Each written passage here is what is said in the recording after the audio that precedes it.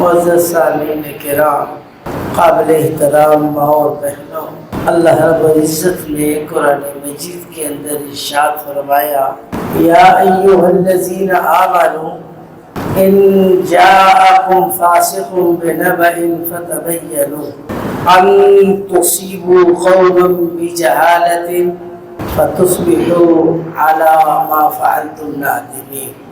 اے ایمان والو، جب تمہارے پاس کوئی فاسق خبر لے کر آئے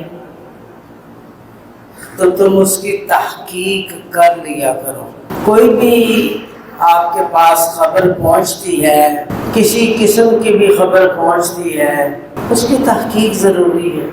اسی کا نتیجہ ہے کہ بہت سارے گھروں کے اندر طلاقیں ہو جاتی ہیں، بھائی بھائی کے اندر پھوٹ پڑ جاتی ہے، لڑائیاں ہو جاتی ہیں، بہت طویل عرصے تک بول چال بند ہو جاتی ہے، معاملات خراب ہو جاتے ہیں، صرف اس وجہ سے کہ ہم نے تحقیق نہیں کی، بات کو سنا نہیں۔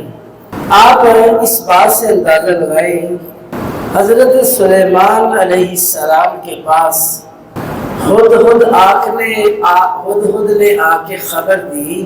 حضرت سلیمان علیہ السلام نے جب جانوروں کی، پرندوں کی حاضری لگائی تو ہدہد نہیں تھا۔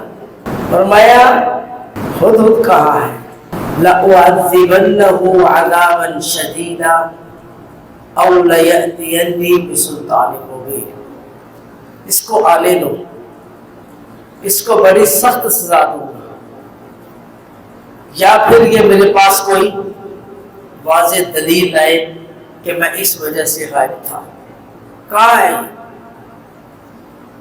خود یہ جانور، یہ پرندہ آیا اور اس نے آ کے اپنی معذرت پیش کی اور عذر یہ پیش کیا کہ جناب میں اس یمن کے پار علاقے میں گیا، وہاں پر میں نے دیکھا کہ لوگ سورج کی پوجا کرتے ہیں اللہ کو چھوڑ کے، اور ان کی حکمران ایک عورت ہے۔ حضرت سلیمان علیہ السلام نے ہدہد کی بات کو سن کر فوراً اپنے لشکریوں کو، فوجوں کو حکم نہیں دیا چڑھائی کر دو اس پر۔ میری حکومت کے ہوتے ہوئے یہ لوگ غیر اللہ کی عبادت کیسے کرتے ہیں؟ فوراً لشکر کشی کر دی جائے؟ نہیں، بلکہ فرمایا سننظر اصدقت ام کنت من الکاذبین۔ ہدہد ٹھہر جاؤ، ہم دیکھتے ہیں، ہم تحقیق کرتے ہیں، تو نے سچ کہا ہے یا جھوٹ بول رہے ہے؟ سچ بولتا یا جھوٹ بولتا؟ تحقیق کریں گے۔ تحقیق کی، واقعتاً بات ایسے ہی نکلی تو معلوم ہوا کہ حضرت سلیمان علیہ السلام نے بھی ہدہد کی بات پہ غور یقین نہیں کیا، بلکہ تحقیق کی کہ ایسی بات ہے کہ نہیں۔ اسی طرح ہر واقعے کی، ہر بات کی اگر تحقیق ہو جائے تو بات بہت اچھی ہو جاتی ہے۔ ہمارے اس سے پہلے توہین قرآن کا واقعہ ہوا سویڈن کے اندر۔ ہم پورے سویڈن کو برا بھلا نہیں کہتے، بلکہ ایک دو شخص تھے جنہوں نے یہ کام کیا، اور وہ بھی عراق کے باشندے تھے۔ انہوں نے یہ جسارت کی، اور یہ آپ کو یہ بھی پتہ ہونا چاہیے جسارت ہوتی کیوں ہے۔ بہت سارے لوگوں کے ذہن کے اندر وہ اس لیے ایسا کام کرتے ہیں تاکہ ہماری مشہوری ہو جائے، اس لیے وہ کام کرتے ہیں ہماری مشہوری ہو جائے۔ وہ کہتے ہیں نا بدنام تو ہوں گے، نام تو ہوگا۔ بدنام ہو جائیں گے کوئی بات نہیں، نام تو ہے نا ہمارا۔ تو اس طرح کام کرتے ہیں اور ہم لوگ آپس سے باہر ہو جاتے ہیں۔ دیکھیے اس کی تحقیق کریں، کون ہے، کون ہے وہ، کس نے یہ کام کیا، اللہ اس کو غارت کرے۔ ہم اپنے آپ کو تباہ نہیں کریں گے، نہ اپنی حکومت کو بدنام کریں گے، نہ کوئی قتل و غارت، نہ کوئی فساد فی الارض۔ احتجاج ہمارا حق ہے، معمولی ہم جو ہے اس کے متعلق سب کچھ کر سکتے، لیکن خون خرابہ اور فساد فی الارض، یہ ساری چیزیں ہم نہیں کر سکتے۔ اس نے اپنی مشہوری کے لیے کیا، اور واقعتاً آپ دیکھ لیں کہ جس نے بھی پوچھا کہ سویڈن کے اندر قرآن کو کس نے جلایا، فوراً لوگوں نے اس کا نام لیا نا۔ اس کو کون جانتا تھا؟ کوئی بھی نہیں جانتا تھا اس کو۔ ہم کوئی جانتے تھے اس کو؟ پتہ چلا یہ فلاں شخص ہے، اس نے ایک مرتبہ، اس نے دوسری مرتبہ بھی یہ کام کیا، تو اس کا نام ہو گیا۔ حافظ ابن جوزی رحمت اللہ علیہ کتاب المنتظم کے اندر انہوں نے ایک چھوٹا سا واقعہ ذکر کیا۔ فرماتے ہیں کہ ان کے زمانے میں سن 500 ہجری کے ارد لوگ بیت اللہ کا طواف کر رہے تھے اور زمزم کے کنویں سے نکال کے پانی پی رہے تھے۔ کوئی منہ دھو رہا تھا، کوئی استعمال کے لیے لے جا رہا تھا، کیونکہ اس وقت کوئی ٹوٹیاں نہیں ہوتی تھی، پائپ موٹر نہیں، ایسے ہی کنواں تھا، اس میں سے ڈول نکالتے تھے۔ ایک شخص اس نے احرام باندھا ہوا تھا، وہ آیا اور اس نے اپنا احرام پیچھے کیا اور پورے سب لوگوں کے سامنے زمزم کے کنویں کے اندر پیشاب کرنا شروع کر دیا۔ لوگوں نے جناب اس کو مارنا شروع کر دیا، خوب مارا۔ وہاں کے جو چوکیدار تھے انہوں نے فوری طور پر اس کو بچایا اور پیچھے کیا اور والی مکہ کے پاس لے آئے۔ والی مکہ نے اس سے پوچھا کہ قبحک اللہ تجھے برباد کرے، ایسا برا کام تو نے کیوں کیا تو نے ایسا کام؟ لوگوں نے بھی تجھے مارا اور قریب تھا کہ تم مر ہی جاتا، لیکن ہم تجھ کو بچا لیا، کیوں کیا ایسے کام؟ اس نے جواب دیا، کہنے لگا میں نے اس لیے یہ کام کیا ہے تاکہ لوگ مجھے یاد کرتے رہے۔ تو مجھے کون جانتا ہے؟ اس طرح میرا نام تو ہے نا، میں فلاں ہوں، فلاں علاقے کا ہوں، میری شکل سب کو یاد ہے، اور یہ مجھے یاد کرتے رہیں گے۔ اب یعنی ایسے واقعات تاریخ کے اندر ہوئے ہیں۔ اب بھی ہمارے ملک کے اندر جو لوگ رہتے ہیں عیسائیوں کی شکل میں، یہودیوں کی شکل میں، ہندوؤں کی شکل میں، کوئی اور بھی مذہب کے لوگ، وہ ہمارے ساتھ امن کے ساتھ رہ رہے ہیں۔ جس طرح ہم رہتے ہیں اس طرح وہ رہتے ہیں، تو ہماری حکومت کے ساتھ ان کا معاہدہ ہے اور وہ خرابی نہیں کرتے۔ اگر کوئی شخص ان میں سے خرابی کرتا ہے تو اس کو پکڑنا اور اس کو سزا دینا یہ حکومت کا کام ہے، ہمارا کام نہیں۔ اس کو سزا دینا اور اس کو قید کرنا، اس کو پکڑنا، یہ کس کا کام ہے؟ حکومت کا۔ سب سے پہلے تو اس کی تحقیق ہونی چاہیے۔ ان جاءکم فاسق بنبأ فتبینوا،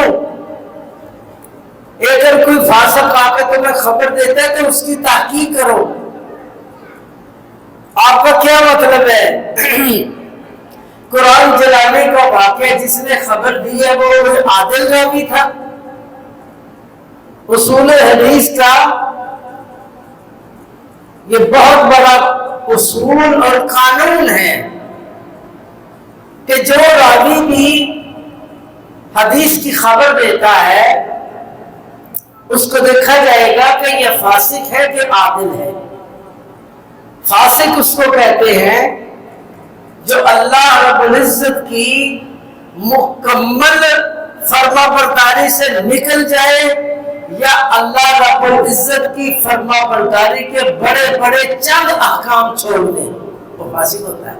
اگر تو راوی فاسق ہے خبر دینے والا، اس کی تحقیق کی جائے گی، اور اگر راوی عادل ہے جس کے اندر یہ چیز نہیں ہے، فسق نہیں ہے، اس کی قبول حدیث قبول کی جائے گی۔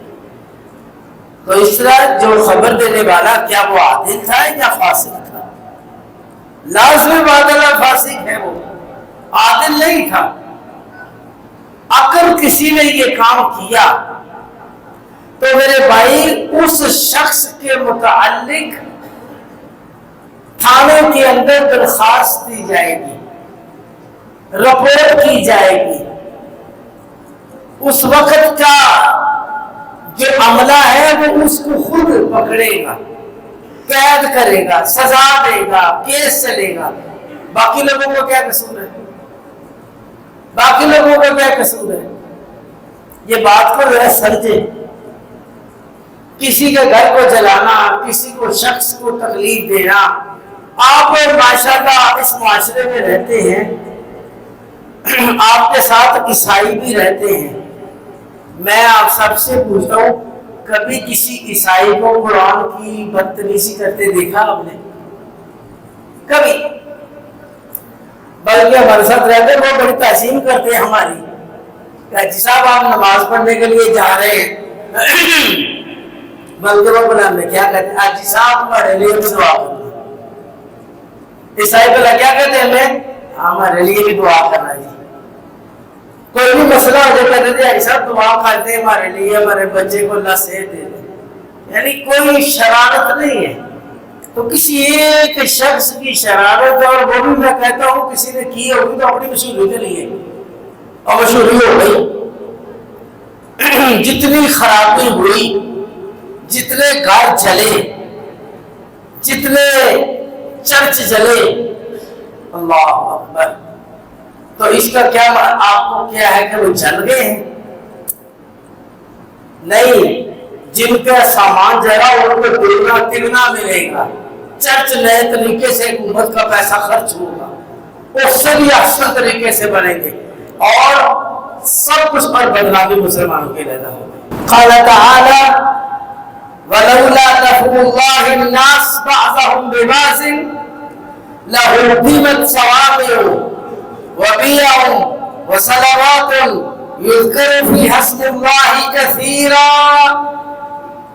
اللہ رب العزت نے ہر ایک کو اپنی عبادت گاہ کے دفاع کا حق دیا ہے۔ اسلام نے کسی کی عبادت گاہ کو گرانے کا اور اس کے ساتھ بدتمیزی کا حکم نہیں دیا، بلکہ قرآن کہتا ہے وَلَا تَسُبُّوا الَّذِينَ يَدْعُونَ مِن دُونِ اللَّهِ فَيَسُبُّوا اللَّهَ عَدْوًا بِغَيْرِ عِلْمٍ۔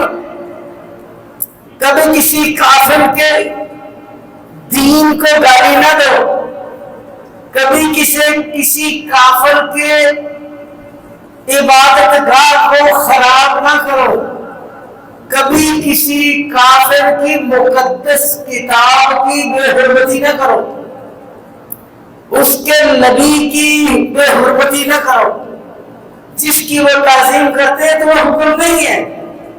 اللہ رب العزت خود فرما رہے ہیں قرآن مجید میں، فرمایا جب تم ان کے الہ کو گالی دے دو گے وہ تمہارے اللہ کو بڑی گالی دے دے گا۔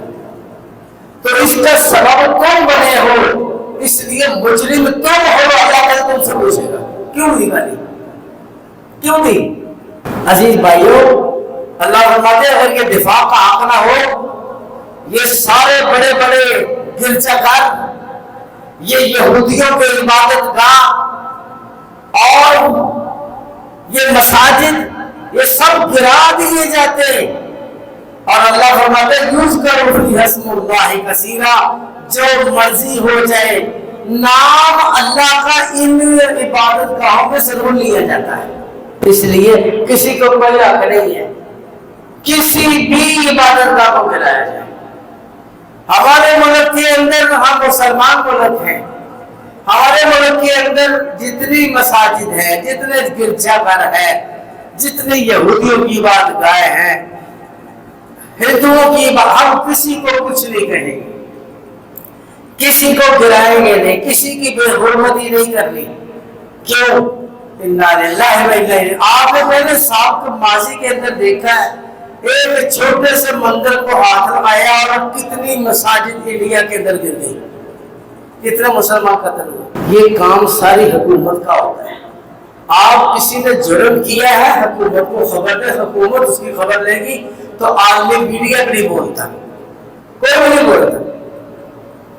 تو اللہ رب العزت نے ہمیں حکم دیا ہے کہ یا ایھا الذین آمنوا ان جاءکم فاسق بنبأ فتبینوا, اے ایمان والو تمہارے پاس کوئی فاسق خبر لے کر آئے تو تحقیق کر لیا کرو.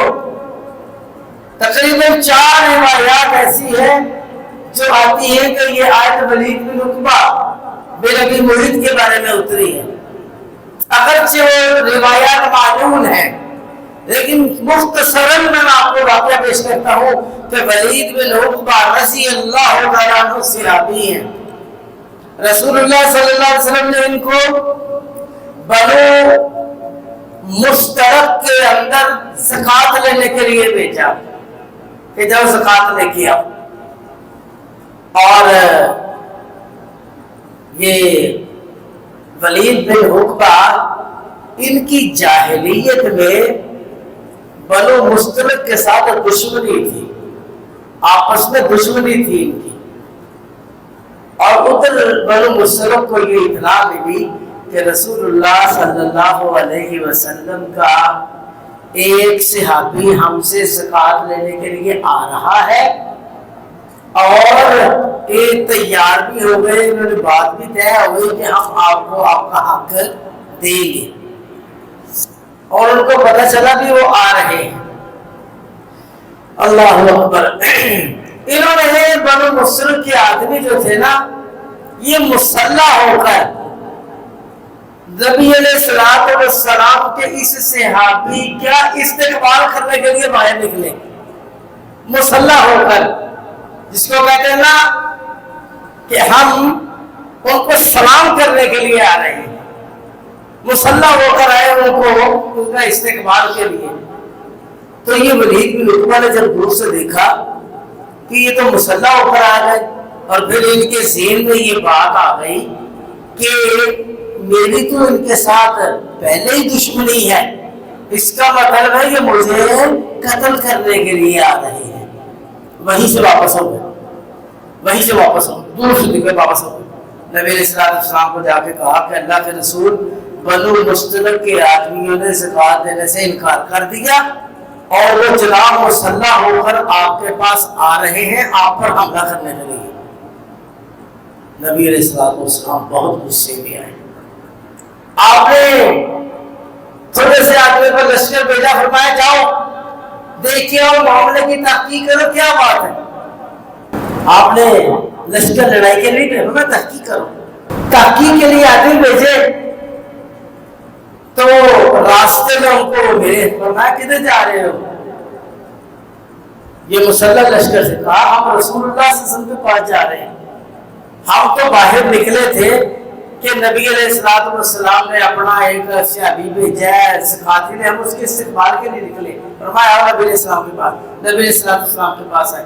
نبی علیہ السلام نے فرمایا مجھے تو یہ خبر پہنچی, انہوں نے قسم اٹھا دی کہ اللہ کی قسم اے نبی صلی اللہ علیہ وسلم ہمارا ایسا کوئی ارادہ نہیں, ہم تو صرف اس صحابی کے استقبال کے لیے باہر نکلے تھے کہ ہم ان کا استقبال کریں اور ان کو زکوٰۃ بھی دیں. ہم ساری زکوٰۃ دینے کے لیے بھی تیار ہیں, ایسی کوئی بات نہیں ہے.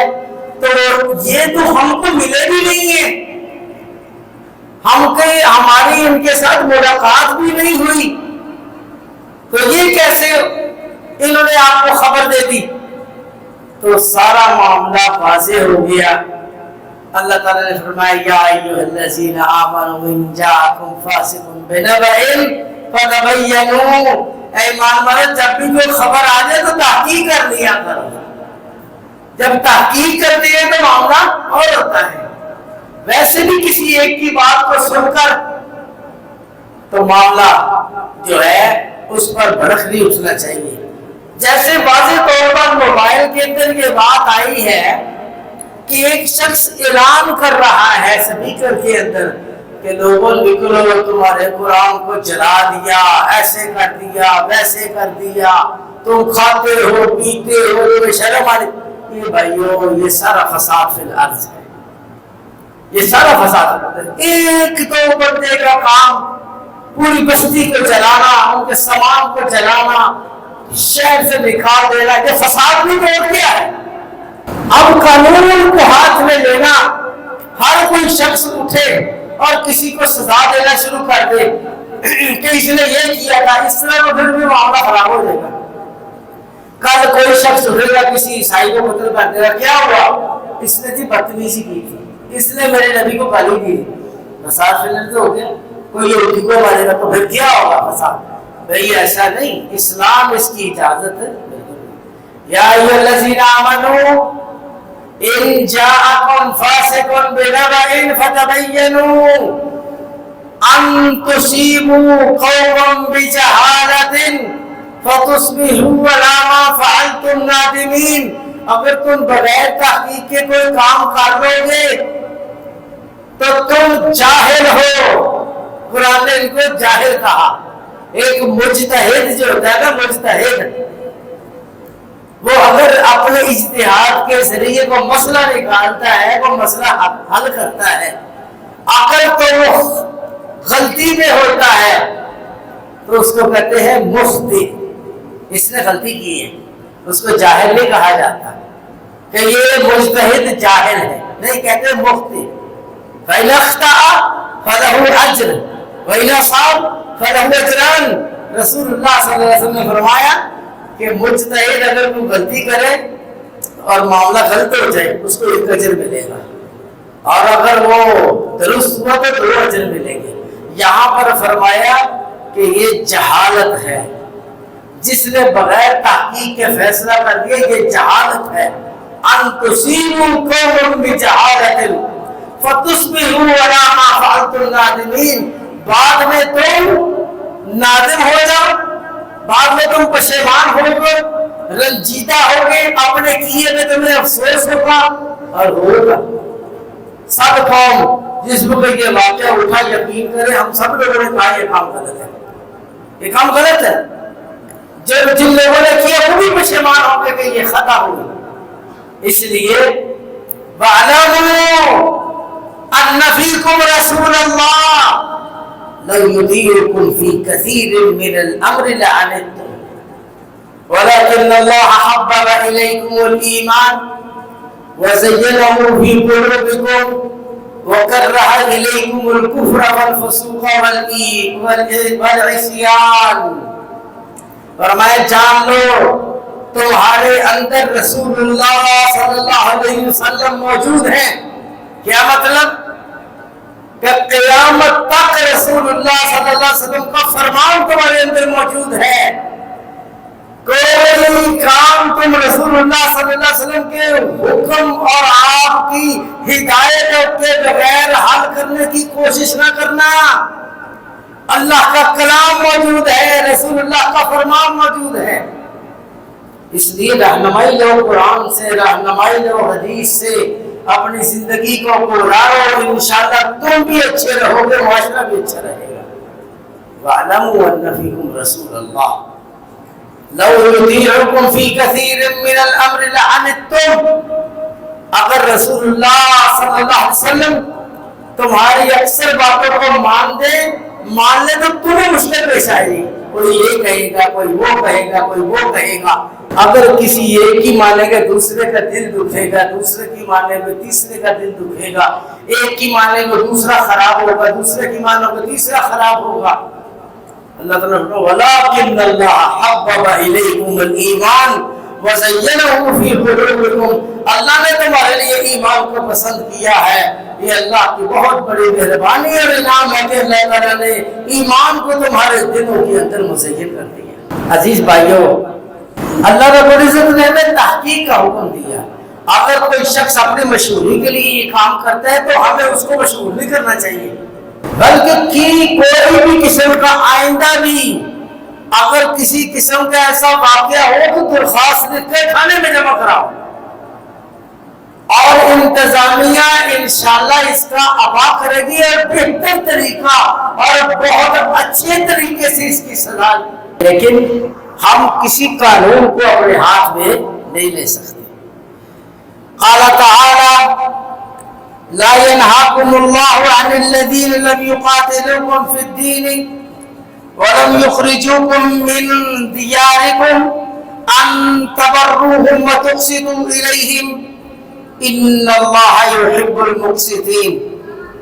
اللہ تعالیٰ فرماتے ہیں وہ لوگ جو دین کے اندر تمہارے ساتھ لڑائی نہیں کرتے اور انہوں نے تم کو تمہارے گھروں سے بھی نہیں نکالا اور انہوں نے تمہارے ساتھ لڑائی بھی نہیں کی، اللہ تعالیٰ تمہیں نہیں اس بات سے روکتا کہ تم ان کے ساتھ نیکی کرو یا انصاف کرو، اللہ نے تمہیں اس سے روکا. یعنی وہ لوگ غیر مسلم جو تمہیں تکلیف نہیں دیتے، تم کو تمہارے گھروں سے نہیں نکالتے اور تمہیں عبادت سے نہیں روکتے. آپ کو یہاں پر غیر مسلم نے کبھی کسی عبادت سے روکا ہے؟ کبھی کسی غیر مسلم نے آپ کو مسجدوں سے نکالا ہے؟ آپ کے مال کو لوٹا ہے؟ نہیں. تو اللہ تعالیٰ فرماتے ہیں تم بھی ان کے ساتھ نیکی کرو، تم بھی ان کے ساتھ بھلائی کرو اور انصاف کرو، ان کے ساتھ انصاف کرو. اللہ تعالیٰ انصاف کرنے والوں کو پسند فرماتے ہیں، اللہ رب العزت انصاف کرنے والوں کو پسند فرماتے ہیں. اس لیے میرے بھائی ہم اپنے اندر ہمارے غیر مسلم ہمارے ملک کے اندر رہ رہے ہیں، ہم ان کو زبردستی مسلمان بھی نہیں کر سکتے. سیرت ابن ہشام کے اندر رسول اللہ صلی اللہ علیہ وسلم کی روایت نقل کی ہے ابن ہشام نے کہ اس آیت پہ جائے کہ لا اکراہ فی الدین، دین میں کسی کو زبردستی داخل نہیں کیا جائے گا، زبردستی کسی کو داخل نہیں کیا جائے گا. وَإِنَّهُ من اسلم من یہودی او نصرانی فإنه من المؤمنین له ما لهم وعلیہم ما علیہم. جو شخص یہودی یا نصرانی مسلمان ہو گیا تو ہم اس کو مسلمانی کا پورا حق دیں گے، مسلمانوں کے حقوق دیں گے. لیکن جو شخص ومن کان علی یہودیتہ او نصرانیتہ، جو شخص اپنی یہودیت پر باقی رہا، اپنی نصرانیت پر باقی رہا، فإنہ لا یفتتن عنہا، اس کو فتنے میں نہیں ڈالا جائے گا. ہمارے ملک کے اندر جتنے بھی یہودی جتنے بھی عیسائی ہندو ہیں ان کو اپنے عبادت خانوں کے اندر عبادت کی کھلی اجازت ہے، یہ کرے اور کسی کو مجبور کر کے اسلام کے اندر نہیں لایا جائے گا. اسلام ایسا مذہب ہے ہی نہیں. اسلام نے ہمیں صرف تبلیغ کا حکم دیا ہے بھائیو، صرف تبلیغ کا حکم دیا ہے اسلام نے ہمیں. اللہ تعالیٰ نے اپنے نبی کو فرمایا یا ایھا الرسول بلغ ما انزل الیک، آپ نے بات پہنچانی ہے. ہم کسی کو زبردستی کر کے مسلمان نہیں کرنا چاہتے، کسی یہودی عیسائی کو مسلمان نہیں، ہم ان پر تشدد نہیں کر سکتے، ان کو حقوق کو پامال نہیں کر سکتے. اس لیے میرے بھائیوں رسول اللہ صلی اللہ علیہ وسلم نے کیا فرمایا؟ آپ سمجھتے ہیں کہ ہم کسی یہودی عیسائی کو قتل کر کے کوئی جرم نہیں کریں گے؟ صحیح بخاری کے اندر روایت ہے من قتل معاہدا لم یرح رائحۃ الجنہ، جس نے کسی معاہد کو قتل کیا. معاہد کس کو کہتے ہیں؟ جس کے ساتھ معاہدہ ہے. یہ جتنے غیر مسلم ہمارے ملک کے اندر ہمارے ان کے ساتھ معاہدہ ہے، آپ نے ہمیں کچھ نہیں کہنا، ہم نے آپ کو کچھ نہیں کہنا. کوئی بھی کسی کو کچھ کہے گا ہم کچھ نہیں کہیں گے، بلکہ یہ کام حکومت کا ہے. یہ باتیں سمجھو، ہم کسی بھی بات میں اپنا ہاتھ بغیر حکومت نہیں لا سکتے. حکومت وقت یہی اسلام نے ہمیں حکم دیا ہے کہ جو بھی حکمران آ جائے آپ نے اس کے تحت کام کرنا ہے. اگر اس طرح ہوتا رہے تو فساد فی الارض ہوتا ہے. جس نے کسی معاہد کو قتل کیا، یہ حدیث سنے، لم یرح رائحۃ الجنہ، رسول اللہ صلی اللہ علیہ وسلم فرماتے ہیں وہ جنت کی خوشبو بھی نہیں پائے گا. اور جنت کی خوشبو 100 سال کی مسافت سے آ رہی ہوگی، اتنی عظیم خوشبو ہے، 100 سال دور، یعنی سمجھ لے یہاں سے اوکاڑے چلے جائیں آپ تو اوکاڑے سے فیصل آباد اگر جنت ہو یہاں سے خوشبو آ رہی ہوگی۔ فرمایا وہ اتنی دور کی خوشبو نہیں پائے گا جس نے واحد کو قتل کیا۔ اور ابو داؤد کے اندر یہ روایت موجود ہے، صحیح روایت ہے، من ظلم مواحدا او انتقصه حقا او كلفه فوق طاقته او اخذ منه شيئا بغير طيب نفس منه فانا حجيجه يوم القيامة۔ جس نے کسی معاہد کو پر ظلم کیا یا کسی نے کسی معاہد کے حق سے اس کا حق رکھا، او کلفہ فوق طاقتہ، یا اس سے اس کی طاقت سے بڑھ کر کام لیا، او اخذ منہ شیئا بغیر طیب نفس منہ، یا اس کی مرضی کے خلاف اس سے کوئی چیز لے لی۔ بھائیو یہ باتیں دیکھ لو، کتنی باتیں ہیں، کتنی باتیں ہیں، 4 باتیں ہیں۔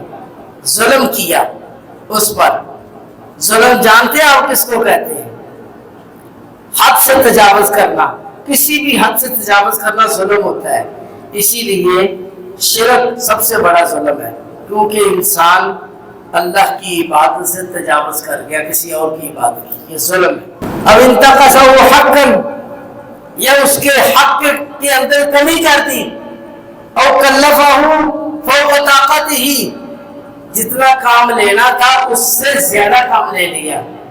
غیر مسلم بچہ ہو یا بڑا ہو، کام اتنا ہی لینا چاہیے جتنا اس کا بنتا ہے۔ سمجھ لے کہ یہ کوئی بات نہیں، یہ غیر مسلم ہے، اس سے جس طرح مرضی کام لے، نہیں، اس سے زیادہ کام ہم نہ مسلمان سے لے سکتے ہیں نہ کسی غیر مسلم سے۔ او اخذ منہ شیئا بغیر طیب نفس منہ، یا اس سے ایسی چیز لے لی جو خوش نہیں ہے دینے میں، اس سے ایسی چیز لے لی جو وہ خوش نہیں ہے دینے میں۔ بس اوقات انسان کسی پر حکمران ہوتا ہے، اس سے چیز لے لیتا ہے اور وہ خوش نہیں ہوتا، ایسے کسی نے چیز لے لی اس سے، تو رسول اللہ صلی اللہ علیہ وسلم کیا فرماتے ہیں؟ فرمایا فَأَنَا حَجِيجُهُ يَوْمَ الْقِيَامَةِ، میں محمد صلی اللہ علیہ وسلم قیامت کے دن اس کی طرف سے جھگڑا کروں گا، قیامت کے دن میں اس کی طرف سے جھگڑا کروں گا اور اس کو اس کا حق لے کر دوں گا۔ کیسی بات ہے، یہ رسول اللہ صلی اللہ علیہ وسلم کی ہمارے لیے رہنمائی ہے۔ اس لیے عزیز بھائیو یہ بات نوٹ رکھو، اپنے ملک کے اندر ہر قسم کے فساد سے بچو۔ اگر کوئی مسلمان بھی آپ کو کچھ کہتا ہے نا تو اس کو بھی اللہ کے لیے معاف کر دو، لڑائی نہ کرو اس سے، اور معاملہ اللہ کی طرف چھوڑ دو۔ اگر آپس کی بات ہے، رسول اللہ صلی اللہ علیہ وسلم کوئی بات ویسے بھی فرما دے تو ہمیں اعتبار ہے کہ رسول اللہ صلی اللہ علیہ وسلم نے سچ فرمایا، لیکن رسول اللہ صلی اللہ علیہ وسلم قسم اٹھا کر فرماتے ہیں مجھے محمد کو اللہ کی قسم ہے صلی اللہ علیہ وسلم، مجھے اللہ کی قسم ہے، کوئی شخص طاقت کے ہوتے ہوئے اپنے بھائی کو معاف کر دے، اس کے ظلم کو برداشت کر کے صبر کر لے، معاف کر دے، میں محمد صلی اللہ علیہ وسلم قسم اٹھاتا ہوں اللہ اس کو ذلیل نہیں کرے گا، بلکہ اللہ عزت میں اس کا رتبہ اور بڑھا دے گا۔ اگر یہ ہمارے اندر چیز پیدا ہو جائے تو یقیناً ہماری آپس کی لڑائیاں بھی ختم ہو جائیں گی، آپس کی لڑائیاں۔ اور رسول اللہ صلی اللہ علیہ وسلم نے یہ کہاں ہمیں حکم دیا ہے کہ ہم اپنے ملک کے اندر دوسروں سے لڑتے رہیں، دوسروں کو کچھ کہتے رہیں۔ رسول اللہ صلی اللہ علیہ وسلم کے متعلق کتاب الاموال ابو عبید کی اس کے اندر یہ روایت صحیح سند کے ساتھ موجود ہے کہ رسول اللہ صلی اللہ علیہ وسلم نے بیت المال سے ایک یہودی کی مدد بھی کی، آپ ان کو امداد بھی دیتے تھے۔ تو ہم آپس میں یہاں پر رہتے ہوئے اچھا سلوک کریں، ہمارا اخلاق اچھا ہو، انشاءاللہ ہمارے اخلاق سے متاثر ہو کر کئی لوگ مسلمان ہو جائیں گے۔ اور لوگوں کو یہ بتانا چاہیے ہمیں کہ ہمیں اسلام اس کا حکم نہیں دیتا کہ ہم کسی پر ظلم کریں، زیادتی کریں، قتل نہیں اس کا حکم دیتا۔ قصور ایک آدمی کا اور پوری بستی کو جلانا، پورے علاقے کو جلانا، پورے علاقے کو نکال دینا، جس کے اندر بچے ہیں، بوڑھے ہیں، عورتیں ہیں اور بے قصور لوگ ہیں، سب پر یہ وبال دینا، یہ بالکل خطا اور بالکل غلط ہے۔ عزیز بھائیوں، رسول اللہ صلی اللہ علیہ وسلم نے فرمایا کلکم راع وکلکم مسئول عن رعیتہ، حدیث صحیح بخاری کے اندر ہے، فرمایا تم سارے کے سارے رعایا ہو اور سارے کے سارے اپنی رعایا کے متعلق تو مسئول ہو۔ ہر شخص رعایا ہے، لیکن ہر شخص تھوڑی سی اپنی رعایا کے اوپر حاکم بھی ہے۔ جتنے آپ گھر کے اندر والدین گھر کے افراد پر حاکم ہیں، والدین کو ان کے متعلق پوچھا جائے گا۔ اس لیے ہمارے پورے ملک کا ایک حکمران ہے، ہمارے پورے ملک کا حکمران ہے، علاقے کا حکمران ہے، اور پھر تھانے کے اندر میں جو لوگ آتے ہیں وہ اس پر حکمران ہیں، ان سے پوچھا جائے گا۔ ہر ایک حکمرانی کے تحت ہے، کسی کو بھی کسی پر زیادتی کرنے کا حق نہیں ہے، ہر ایک سے اس کے متعلق پوچھا جائے گا۔ اس لیے میرے بھائی یہ باتیں ذہن نشین کر لو کہ جب بھی کوئی خبر آئے اس کی تحقیق کرو، اگر کوئی معاملہ خراب ہو جائے تو فوری تھانے کو اطلاع دو، انتظامیہ کو اطلاع دو۔ اگر کوئی شخص کسی کو قتل کرتا ہے تو قتل کے بدلے میں ہم اس کو قتل نہیں کر دیں گے۔ اگر ایسا ہوتا رہا تو یہ بھی فساد فی الارض ہے۔ تو ایسا اسلام نے ہمیں حکم نہیں دیا، نہ اس کی اجازت دی ہے۔ اللہ تعالی ہمیں دین کو صحیح سمجھنے کی توفیق عطا فرمائے۔ وآخر دعوانا الحمدللہ رب العالمین۔